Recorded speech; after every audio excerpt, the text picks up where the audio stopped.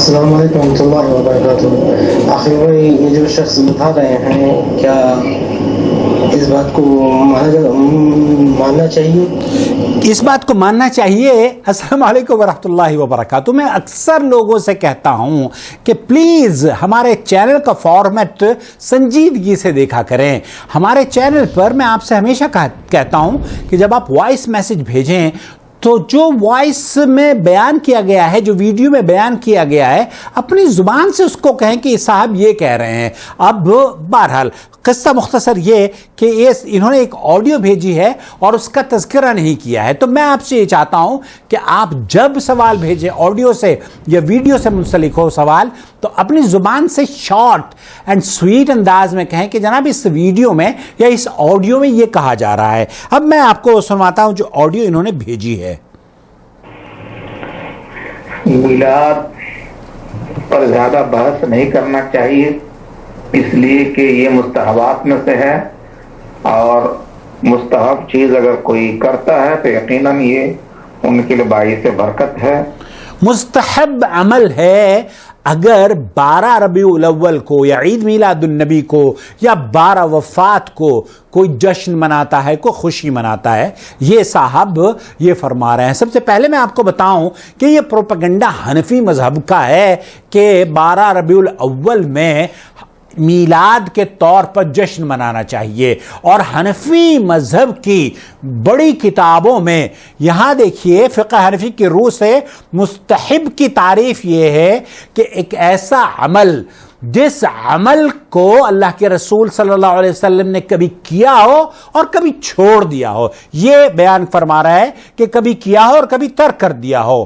اور یہی کشاف اصطلاحات الفنون میں مستحب کی یہی تعریف کی گئی ہے. یہ حنفیوں کی مشہور ترین کتاب ہے جس میں یہ کہا گیا ہے کہ نبی کریم صلی اللہ علیہ وسلم نے مستحب عمل اس کو کہا جاتا ہے جو کہ کبھی نبی کریم صلی اللہ علیہ وسلم نے کیا اور کبھی چھوڑ دیا. اب میں ان صاحب سے ان کی اور گفتگو سن لیجئے. اور سب سے بڑی دولت نبی پاک صلی اللہ علیہ وسلم کی محبت ہے. میرے نبی کی آمد پر اگر خوشیوں کا کوئی اظہار کرتا ہے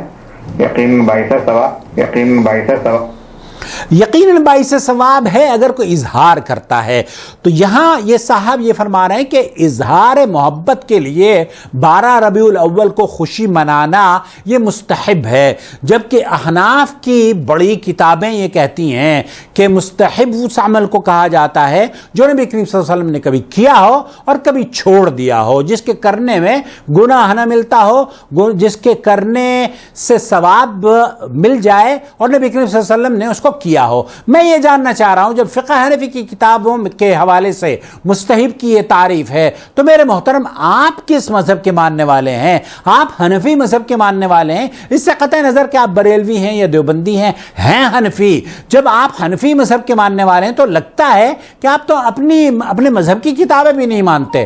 حنفی مذہب میں یہ ہے کہ مستحب عمل وہ ہوتا ہے جو کہ اللہ کے رسول صلی اللہ علیہ وسلم نے کبھی کیا ہو اور کبھی نہ کیا ہو. دارالعلوم دیوبند کا فتویٰ ہے. اسی طریقے سے احناف کی کتابوں میں تمام کی تمام میں یہی الفاظ لکھے گئے ہیں. تو میرے بھائی کیا ہمیں آپ بتائیں گے کہ نبی کریم صلی اللہ علیہ وسلم نے اس کو کیا ہے، کہ صحابہ نے کیا ہے؟ یہ محبت رسول کے نام پر سنیے. یقیناً باعث ثواب ہے اور یہ کہیں سے ناجائز اور غلط نہیں ہے کہ لوگوں کے دل میں یہ ڈال دیا گیا ہے کہ اسے کرنا ہی ناجائز اور حرام ہے. اگر کوئی نہیں کرتا ہے تو گناہ، اعتراض کرنے والا ضرور گناہگار ہے. اعتراض کرنے والا ضرور گنہگار ہے. ہمیں اعتراض اس لیے ہے میرے محترم کیونکہ سب سے زیادہ محبت نبی کریم صلی اللہ علیہ وسلم سے کرنے والے ابو بکر ہیں، عمر ہیں، عثمان ہیں، علی ہیں، طلحہ ہیں، زبیر ہیں. یہ تمام کے تمام کیا نبی کریم صلی اللہ علیہ وسلم کی اس دن کا اہتمام کیا کرتے تھے؟ اب عائشہ رضی اللہ تعالیٰ عنہ کی زندگی میں کتنی مرتبہ یہ دن آیا ہوگا، کیا انہوں نے اہتمام کیا؟ نہیں. اور ہم کیوں منع کرتے ہیں؟ اس لیے منع کرتے ہیں اللہ کے رسول صلی اللہ علیہ وسلم نے، صحیح بخاری اور مسلم کی روایت ہے، من عمل عملا لیس علیہ امرنا فہو رد.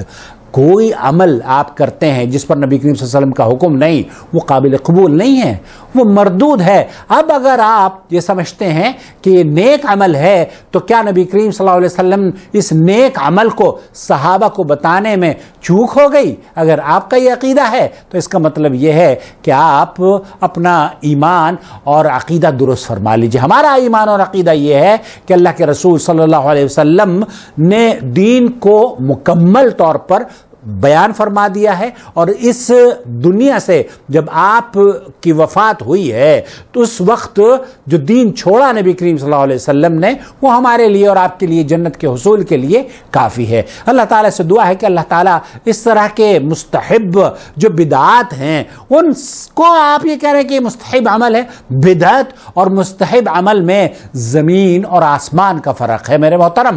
اللہ تعالیٰ بدعتوں سے پاک فرما لے، اور ہمیں اللہ رب العالمین مستحب اعمال وہ ہوتے ہیں کہ آپ اگر کر لیں تو آپ کو ثواب ملتا ہے، اور اگر نہ کریں تو اس پہ کوئی آپ کا مواخذہ نہیں ہے اور گناہ نہیں ہے۔ تو یہ کہنا کہ یہ مستحب عمل ہے یہ درست نہیں ہے، یہ بدعت ہے، اور کل محدثۃ بدعہ وکل بدعۃ ضلالہ وکل ضلالۃ فی النار، ہر بدعت گمراہی ہے، گمراہی جہنم میں لے کے جانے والی ہے۔ اور اللہ تعالیٰ سے دعا ہے کہ اللہ تعالیٰ مجھے اور آپ کو اور ہمارے ویورز کو سب کو جہنم سے محفوظ فرما لے۔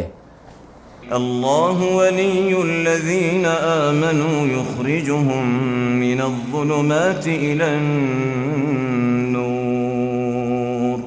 والذین كفروا أولیاؤهم الطاغوت یخرجونهم من النور إلى الظلمات أولئك